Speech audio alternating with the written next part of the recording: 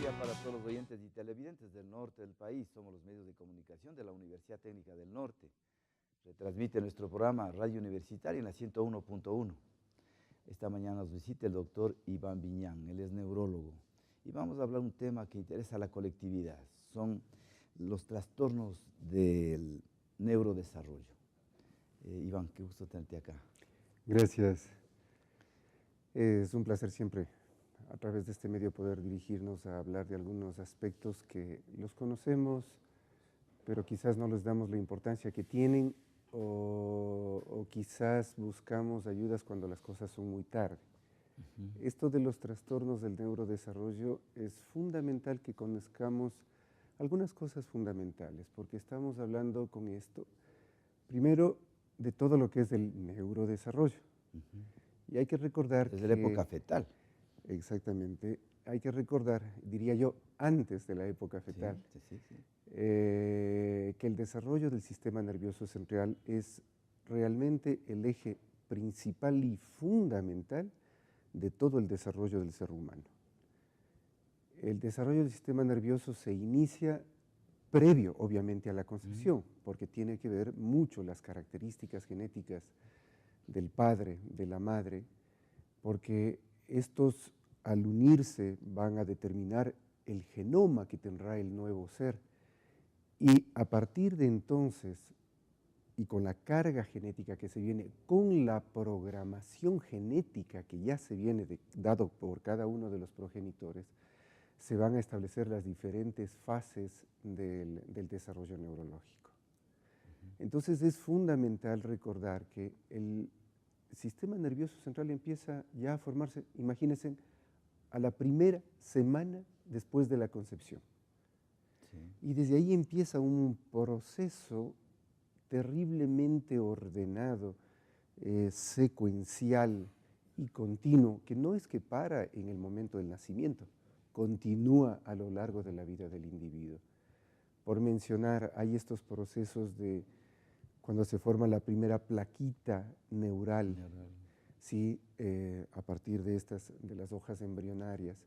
Luego esos procesos de proliferación en la parte anterior y posterior de esta plaquita neural, la formación del tubo neural, que hay que recordar que son pequeñas áreas que tienen en sus bordes, digamos, de los canales, gran cantidad de células germinativas que sobre todo van a empezar a formar el sistema nervioso. Estas células, cuando ya empiezan a originar las células del sistema nervioso, hay que recordar que tienen una capacidad de reproducción infinitamente grande. Se calcula que son 20.000 divisiones por cada segundo. Imagínense lo que es una célula replicando 20.000 veces cada segundo para ir formando la cantidad de células del sistema nervioso. Pero no solo es este proceso de duplicación, de formación celular, sino que inmediatamente empiezan estas células a migrar, a ir hacia los lugares que conformarán luego las diferentes partes del cerebro. Y a medida que van migrando, se van formando ya las prolongaciones de las células nerviosas, los axones, las dendritas, los nervios, como dice la gente, y a su vez empiezan a cubrirse de una membrana. Entonces, este proceso terriblemente continuo hace que, por ejemplo, hacia más o menos el 5.º mes del embarazo ya se hayan formado 100 billones de células nerviosas. Y estas células nerviosas con sus prolongaciones inmediatamente empiezan a conectarse unas con otras. Sinapsis. La sinapsis, que es fundamental. Y la sinapsis, gracias, insisto, a las prolongaciones, a los axones, las dendritas y a las cubiertas de los nervios en este proceso de mielinización que es fundamental. ¿Y los neurotransmisores también? Exactamente, porque hay que recordar, como habíamos dicho, que los progenitores mandan su estructura genética. Se forma el genoma humano. Ustedes recuerden que la codificación del genoma humano más o menos indica que habrían 35.000 genes que intervienen en la formación. Y de estos 35.000, 20.000 son para el cerebro, para el sistema nervioso. Ahí la importancia de esto. El resto para el resto de estructuras que obviamente son importantes, pero todas absolutamente siempre estarán en relación al desarrollo del sistema nervioso. esta programación primera, es decir, esta programación genética inicial, ya tiene predeterminado cómo se va a hacer la división celular, cómo va a hacer esa migración de las células, cómo va a hacer estos procesos de sinapsis, cómo va a hacer luego lo que se llama la estratificación, es decir, que las células en su viaje a formar las diferentes partes del cerebro hacen que se vayan estableciendo en las diferentes capas, sobre todo de la corteza cerebral, que como recordarán son 5 capas de células que van a cumplir funciones específicas. Entonces, todos estos procesos ya están determinados genéticamente. Todos estos procesos ya tienen un influjo molecular. Todos estos procesos precisamente hacen que esas células ya empiecen a producir esos neurotransmisores que van a tener funciones específicas en el mismo cerebro y en el resto. Y hacen que este proceso entonces del neurodesarrollo sea un proceso muy complicado, pero es lo más perfecto de la naturaleza. Es lo más perfecto de la naturaleza. Y tú lo has dicho con propiedad de que es preconcepcional.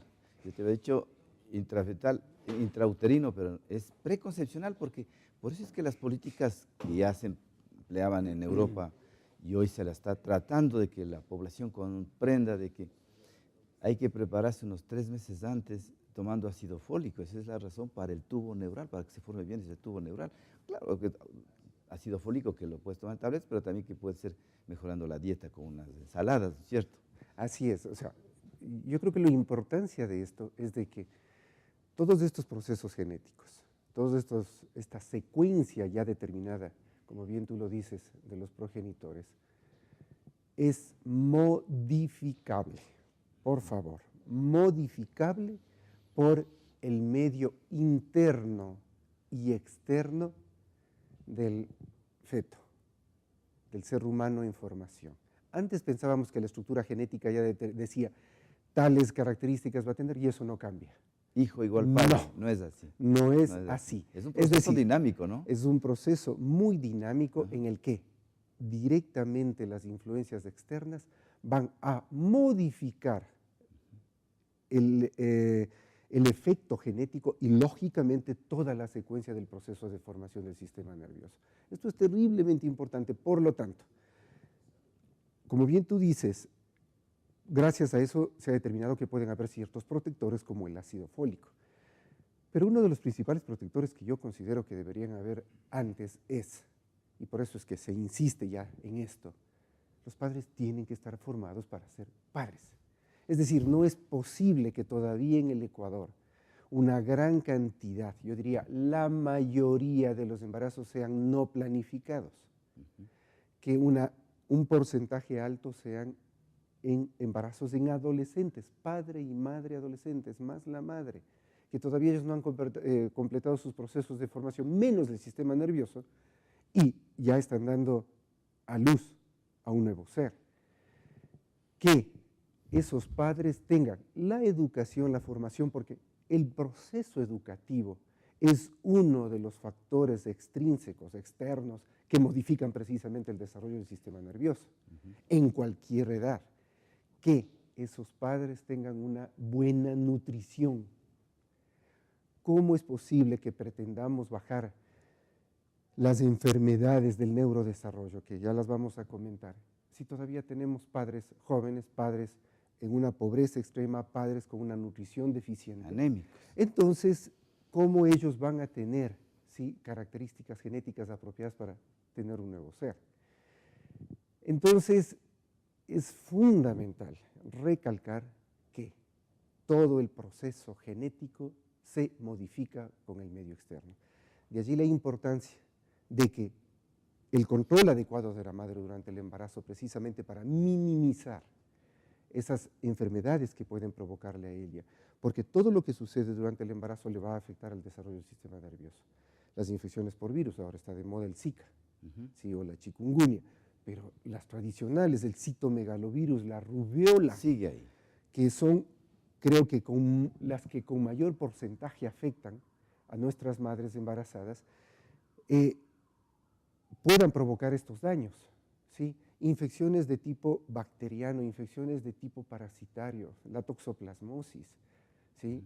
Entonces, todo esto va a afectar a ese bebé en desarrollo. La malnutrición, el estado emocional. Esto es fundamental, el estado emocional, las situaciones de estrés también modifican esa codificación, no la codificación, el efecto de la codificación en las diferentes fases del neurodesarrollo. Entonces, tenemos que estar bien preparados para ser padres. Mira, Oscar Wilde, ese famoso dramaturgo inglés, dice, el medio mejor para ser buenos a los niños es hacerlos felices. Está en total coherencia contigo porque no solo que los padres tienen que estar con buena alimentación, pero también que tenga mucho afecto y la emocionalidad, hay una armonía, eso influye porque en esta dinámica entre el cerebro y el ambiente intervienen factores internos y externos. Así es. Es tan importante lo que tú acabas de decir que, como les había dicho, nacemos y nuestro cerebro no está desarrollado completamente. Tiene para largo. Es la plasticidad cerebral. Así es. Ya vamos a ese término, porque esto es interesante. Un pediatra chileno que trabaja mucho en estos temas del neurodesarrollo hablaba de que el desarrollo inmediatamente después del nacimiento tiene dos factores terriblemente importantes y que tiene referencia a lo que tú has dicho. Uno, la leche materna. Mejor alimento. La leche materna, por favor. Sí, que desgraciadamente muchas madres optan por no darle su seno. O sea, esto es increíble. En algún artículo se hablaba de que existen leyes ya para prohibir el aborto y toda esta lucha que se tiene. Y no existe absolutamente nada como para sancionar a esas madres que no son capaces de dar y lactar a su niño, con todas las implicaciones, no solo nutricionales de defensa, sino igual de continuar ese proceso de neurodesarrollo. Y segundo, la afectividad. La afectividad es clave para lograr un desarrollo neurológico mejor. Entonces esto es fundamental. Maturana es un chileno que dice, tenemos que brindar ternura y amor a los niños. Ternura y amor, esa es la mejor palabra, sí, y creo que ese es uno de los mejores remedios para hacerlos cada vez más fuertes. Y lógicamente, el poder proporcionar a la madre, a los padres, las mejores condiciones de salubridad para que esto pueda hacerse. Entonces el niño nace y continúan sus procesos durante toda la vida del individuo. ¿Y por qué? Como muy bien tú lo has dicho, nuestro cerebro tiene este fenómeno de la plasticidad. ¿Qué quiere decir? En términos muy sencillos, que células del cerebro que se especializaron, por ejemplo, en hacer movimiento, células que se especializaron en el lenguaje, células en la visión, células en la audición, si se dañan por cualquier motivo, pueden ser reemplazados por otras células que aprenden esa función. Eso es maravilloso. Y eso es algo que se cumple durante toda la vida. Antes pensábamos que solo los niños eran capaces de hacer eso, los adultos también, y hasta la senectud también. Por eso es que ahora se insiste en que las personas de tercera edad sigan trabajando, sigan ocupándose, sigan leyendo, sigan aprendiendo, porque su cerebro se sigue formando, sigue reemplazando las partes que están dañadas para mejorar esa calidad de vida. Y también hay el otro fenómeno, el de la apoptosis, que significa que ciertas células tienen que morir.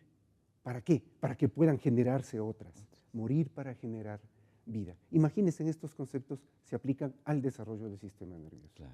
Entonces esto es terriblemente fundamental, porque antes no dábamos importancia a estos detalles y en realidad apenas es, creo que la tercera década en la que se está trabajando en estos temas puntuales del neurodesarrollo.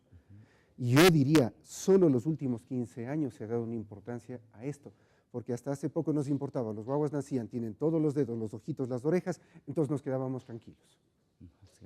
Y no esperábamos a ver la evolución de los años siguientes, cuando veíamos que el niño demoraba en alzar la cabecita, demoraba en sentarse, demoraba en caminar, demoraba para hablar, o ya en las etapas escolares no puede aprender, tiene dificultades para concentrarse, no puede socializar. Y yo diría, esto es mucho más importante que, por ejemplo, le haya faltado un dedito al niño. Claro. Porque estamos hablando de la vida de relaciones de los niños con su medio ambiente. Entonces, De allí parten todas estas enfermedades del neurodesarrollo que tienen que ver con todas las alteraciones que tienen que ver con la cognición, todos estos procesos de retardo cognitivo, de los procesos de comunicación y de socialización, por ejemplo, todas estas enfermedades del espectro autista, del autismo, en lo que los niños, como bien se dice, viven en su mundo con una dificultad tremenda de interrelacionar, de entender y de poder hacer un lenguaje. Entonces, todas estas cosas tienen que ver con esto, aparte de, obviamente, las deficiencias motoras como la parálisis cerebral infantil y todas las alteraciones genéticas muy conocidas como el síndrome de Down y la epilepsia asociada a todas estas cosas. Entonces, para precaver todo esto, que ya son catástrofes, debemos empezar a trabajar desde la pareja. Iván, nos llega una pregunta. Dice, ¿los métodos clínicos siguen siendo la mejor herramienta en la neurología del desarrollo, ya que permiten discernir y ver emerger las formas de comportamiento normal o anómalo en los niños con riesgo? ¿Qué rol juega la tecnología, especialmente la neuroimagen? Gracias. Es una pregunta preciosa porque involucra varias cosas. Siempre la clínica, primero, siempre la clínica en el diagnóstico. Por eso nosotros tenemos que enfocarnos cuando estamos viendo a niños a conocer su historia preconcepcional, la historia concepcional, la historia clara durante el embarazo, que toque todos estos aspectos que hemos hablado, de nutrición, de salubridad, de alimentación, de estímulo emocional, de tranquilidad emocional de la madre, toda la situación del momento del parto, porque antes pensábamos que todos los daños se producían por la asfixia del nacimiento. Y cuando en realidad entrevistábamos muy dirigidos, muy centrados, los problemas de asfixia del nacimiento son los menos. Los problemas se dan desde mucho antes, desde mucho antes. Entonces, el método clínico es fundamental, y mucho más en los problemas del neurodesarrollo, porque muchas veces nosotros vemos al niño, lo vemos bien, aparentemente está normal, pero tenemos que ir en el seguimiento, porque precisamente como es la afectación en un cerebro en desarrollo, las manifestaciones no se van a presentar en determinadas épocas, como en el momento del nacimiento y ya ver el cuadro clínico lindo, sino en las semanas de los meses siguientes. De ahí la importancia del seguimiento y del control que se propugna mensualmente a todos los niños. Y no solo eso, que estos trastornos del neurodesarrollo son temporales en su presentación. En una época pueden tener ciertas características que se ven por las etapas del desarrollo modificadas en la siguiente. Entonces ahí obviamente es la clínica, pero la tecnología es fundamental y sobre todo ahora que se están desarrollando métodos maravillosos, la tomografía, la resonancia magnética y ahora está tomando un puntal importante, la ecografía fetal, la ecografía del sistema nervioso, porque hay técnicas suficientes, hay tal calidad de imagen que ya ciertas manifestaciones grandes, digámoslo así, ya pueden ser detectadas y pueden esto orientar a la forma de manejo u orientar a lo que puede ser el futuro en el nacimiento de ese niño. Por lo tanto, clínica más los exámenes de laboratorio, de gabinete y de imagen adecuados nos pueden dar una idea muy clara de lo que puede haber los trastornos. Ya después del nacimiento, lógicamente, la neuroimagen, la tomografía, la resonancia magnética, especialmente la resonancia magnética en sus diferentes formas, no solo las simples, contrastadas, las funcionales, nos dan una idea de lo que está sucediendo, la tractografía, porque ahora podemos ver ya los tractos nerviosos a través de imagen por resonancia magnética, nos pueden dar una idea clara de las áreas que se han afectado. Entonces es fundamental esta pregunta. Claro, por eso es que hoy hay una subespecialidad que es la medicina materno-fetal. O sea, al feto intraútero ya lo pueden observar, medir y ver flujos y todo el tubo neural, el cerebro, medirlo y muchas cosas. Es una ayuda, ¿no es cierto? Es una ayuda. Es una ayuda. Y sabes que es importante de estas enfermedades del neurodesarrollo que comparten características comunes, porque tienen bases moleculares, celulares muy parecidas. Por eso es que un poco unas se reúnen con otras. Me refiero, por ejemplo, estas patologías de los trastornos autistas, del espectro autista, porque antes hablábamos solo de autismo, pero luego se vio que la gran mayoría de niños que están dentro de este grupo de enfermedades, pocos tienen las características típicas del autismo, por ejemplo. Están asociadas con un montón de otras cosas, por ejemplo, el retardo cognitivo, por ejemplo, epilepsia. Entonces, debemos tratar de explicar todas desde una alteración común.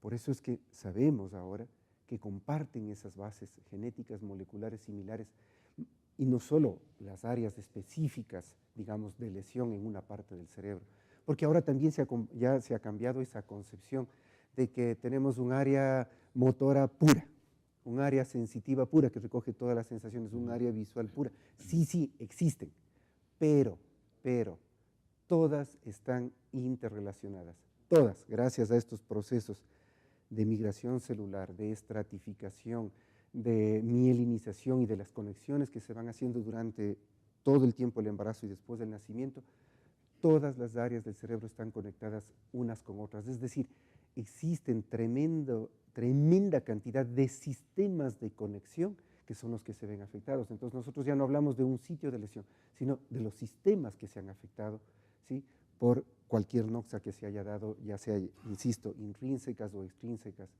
al niño. Porque con grandes enfermedades que cada vez están en aumento, como Alzheimer, Parkinson, se ve que las personas se vuelven menos vulnerables a estas enfermedades cuando tienen una buena reserva cognitiva, por ejemplo. ¿Tienes? Y un buen estudio del familiograma, conociendo que sí se puede hacer el familiograma. Así es. Mira, muchas de estas cosas ya luego cuando vayamos avanzando en los estudios, y de hecho ya se están conociendo las alteraciones genéticas que se hacen en algunas de estas enfermedades degenerativas, alteraciones genéticas que probablemente están desde el momento de la concepción, pero alteraciones genéticas que se fueron también haciendo durante toda la vida del individuo.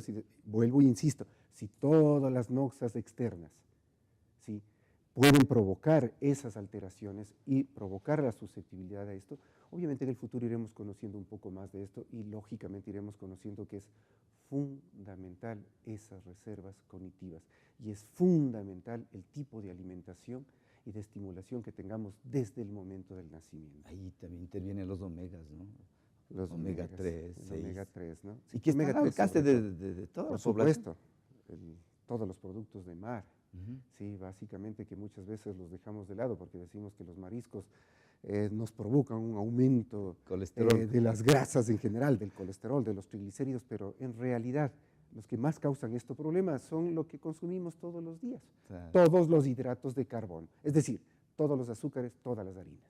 Estos son los que dan los mayores problemas. Iván, estamos en el momento final. Mira que hemos apenas desde el inicio de estos trastornos del neurodesarrollo, pero los neurólogos y los neurofisiólogos han logrado ya ponerse de acuerdo en las clasificaciones. Yo conozco que hay 4 tipos, por ejemplo, pero tú que estás en la actualidad, ¿cómo está la clasificación? Mira, para los trastornos del neurodesarrollo los hablamos en términos generales de trastornos que tienen que ver con la afectación de la parte del movimiento. ¿Sí? Hay que acordarse que de esos 100 billones de células cerebrales, el 50% van hacia procesos de movimiento y hacia procesos de coordinación de movimientos. El otro 50% va todo a las funciones cognitivas, a las funciones superiores, que tienen que ver con la memoria, con la capacidad de abstracción, con el juicio, con el raciocinio, con el lenguaje, ¿sí? Con todas estas funciones ejecutivas, es decir, yo pienso y hago. Entonces, es terriblemente importante esto porque en base a eso uno clasificaría en trastornos del movimiento, en trastornos del desarrollo de la cognición, en el retardo cognitivo como tal, en los trastornos que llevan a alteraciones de la socialización y los trastornos del lenguaje. Esas serían una clasificación general y muy real al respecto de lo que... Porque es muy grande el espectro de estudio, entran hasta los tics. Sí, posteriormente ya entran todas estas cosas, absolutamente todas estas cosas, ¿no? Pero por eso, afortunadamente, los neuropediatras, que son los que más estudian en estas áreas, dedican pues todo su tiempo al estudio, al manejo y a la orientación adecuada de estos trastornos del neurodesarrollo. Y afortunadamente en el Ecuador están llegando más neuropediatras jóvenes, lo cual es una maravilla. Bueno, claro. ¿Y qué te dice la idea de lo usas o lo pierdes? Esto es fundamental por lo que hemos explicado. Ajá. Tienes que usar para mejorar. Tienes que usar para continuar en tu cerebro, ¿no? El desarrollo. Si no lo usas, se pierde la función. Si se pierde esa función, otras células pueden tomar eso, otra función puede nacer de eso. Claro. Entonces hay que usar. Y también la familia tiene que contribuir en este ambiente de detección temprana, porque ellos son los que dan la carga genética. Por supuesto, la estimulación permanente desde antes de nacer y ya desde el nacimiento. El hablarles, el cantarles, el dirigirse con ternura, las caricias, los abrazos, el escuchar una música suave, ¿sí? Es decir, son cosas tan sencillas, el hacerles movimientos, sujetar cosas, botar cosas. Son cosas tan sencillas que las podemos hacer así, pero sin embargo, desgraciadamente, muchos padres no se dan ese tiempo porque ese es el estímulo que los niños necesitan. Es el mensaje del doctor Iván Viñán. Él es neurólogo, es médico del Instituto Médico de Especialidades y de algunas instituciones de la región norte del país. Muchas gracias, Iván. Espero conversar con este tema porque quedó muchas cosas pendientes sobre neurodesarrollo. A ustedes muchas gracias que nos acompañan día a día. Les esperamos el día de mañana con un interesante programa. Este programa se revisa luego del noticiero. Gracias por hoy.